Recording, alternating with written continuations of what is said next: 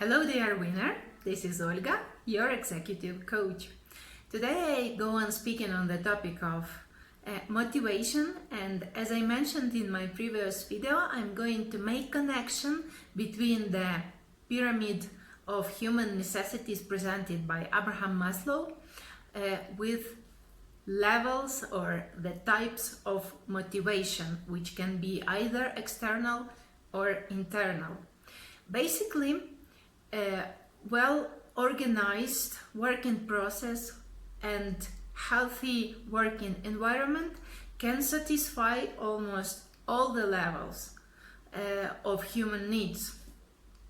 Let's see, a person who receives the salary can afford buying food, buying water or any other type of drinks, which is the first level of necessities. The second level of necessities, which can be satisfied with this salary, is either renting or buying an apartment, something connected with home, let's say, or representing home. And of course, person can afford buying clothes, which provides the security, which is the second level of necessity. Those are called basic necessities. Then having lunch in the company, canteen or cafe or restaurant or wherever, uniting in the group of people, the person satisfies the next level of own necessities, which are social necessities, is belonging to some group. And the next level, which is the level of prestige and recognition, is the level, also as I mentioned in my previous video, is the level where most of executives, leaders, business owners, top managers, company owners are situated, let's say, or all those people have grown only to this specific level. The bad thing about it that such people, such executives, consider that their employees have the same level or have the similar needs, which is good opinion or high evaluation by third persons. Nowadays, especially middle-aged and younger people reach higher level of development and higher level of human needs, which is auto-evaluation. And it's a dramatic and very sad situation when the boss is on the level of recognition and prestige, and his employee or his subordinate is on the level of auto-evaluation.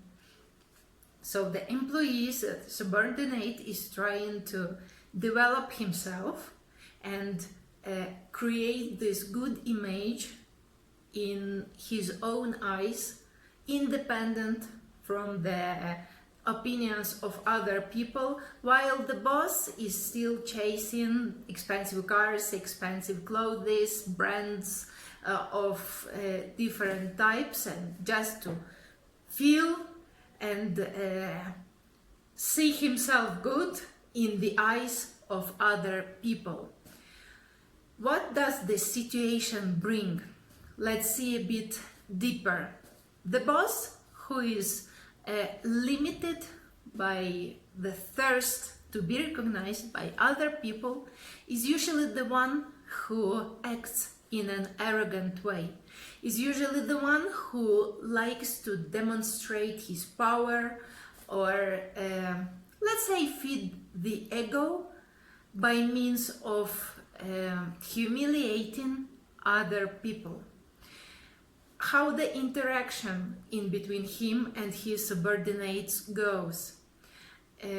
Boss gives directions, gives orders, limits the person, and the employee is just like a puppet or just some robot which acts from here till here, but strictly following the instruction of the boss. What does this bring? Of course, it's lack of personal responsibility, but it's just not just the lack of responsibility. The person doesn't have chance even to take or to assume this responsibility, to show or perform, apply own creativity to the business processes, to make some novelty, to suggest some innovation. And of course, it depresses the person, it dismotivates the person, it makes the person feel powerless, impotent, again dismotivated. The person can transcend to the next level, to this level of auto-estimation, of self-development, feeling dignity and merit of own capacity to make decisions. The boss who is on the level of prestige and recognition doesn't let the person make decisions, and of course limits the person and doesn't let to transcend to the next level. That's what we see now, that many young people just surf from one working place to the other, from one company to the other, looking for the opportunities for personal growth. And sadly, people who govern, who rule, I mean the enterprises, the companies, are usually on the same level of prestige and recognitions for some 10, 20, 30 years, and there is very low probability or possibility that they are going to suddenly grow or transcend upper. That's why many young or many middle-aged people suffer and fight for their right to grow. I must mention that though I explained it this way, the levels of human needs are not connected or are not dependent on the age. The person of the senior age is very possible or very probable to transcend to the toppest level of the pyramid presented by Abraham Maslow, which is auto-realization and looking for the significance of the life and trying to make own better contribution into the world itself, into society, into the nature, ecology, so on. Also, what has to be mentioned that happens that the same person can be in different situations or in different aspects of the life, be on the different levels of the Maslow pyramid. It's normal, but usually some specific level, some higher level prevails.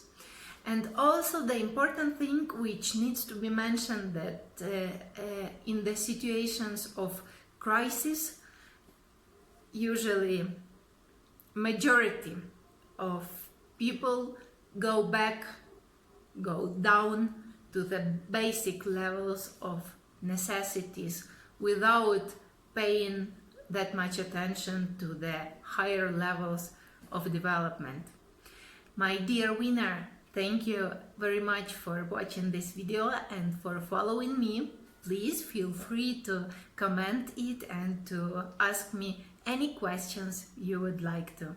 Thanks for watching. Bye.